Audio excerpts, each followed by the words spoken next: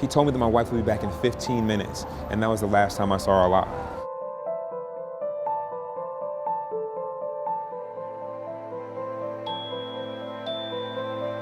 I was thinking if this was life-threatening, they'd be moving a lot more, with a lot more urgency. And even as I was walking with Kyra on the way back to the operating room, and she's holding my hand and she's saying to me, "Baby, I'm scared. I'm scared." The doctor, his level of concern or sense of urgency never elevated. And in fact, he said to me, "This happens all the time." And he told me that she would be back in 15 minutes. He told me that my wife would be back in 15 minutes, and that was the last time I saw her alive.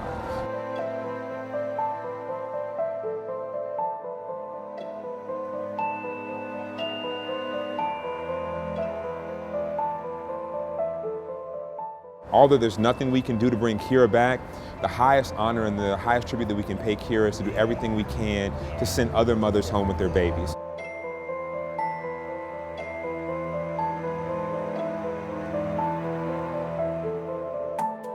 This piece of legislation is so critically important.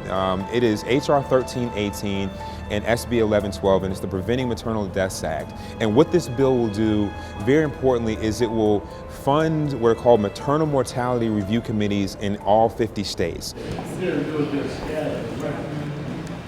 Right, it has to be done. Yeah. Right. The procedures aren't a priority, right? And that's one thing I'm just frustrated. I'm tired of hearing that women aren't a priority and the procedures are a priority and the protocols are a priority. Like, let's get it done. It's too important. It's too important. I was frustrated because as I was sitting there in that meeting, I started thinking about the families that I talk to, right? The families that I sit on the phone with, and the fathers I sit on the phone with till 2 a.m. in the morning, and they're crying because they can't explain to their children why mommy isn't coming home.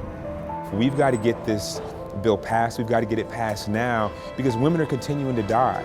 And when I talk to families who've lost their mothers and their daughters as a result of maternal mortality, they don't want to hear about regular order. They don't want to hear about procedures and protocols, and they don't want to hear that, oh, you know what, maybe we'll pass this next session.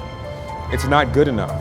And the women that are sacrificing their lives to give the gift of life, the least that we can do, the very least that Congress can do, is honor them by making a bold, courageous step and making it clear and sending a clear message that mothers and babies in this country are important. This is my 8th visit to Washington, D.C. in support of this bill. And we all know that this is a very, very, very challenging time in politics in our country. But the wonderful thing about this issue of maternal mortality is it's uniquely bipartisan, right? There's nothing more critical to the sustainability and the future of our country than the health and the well-being of mothers and babies.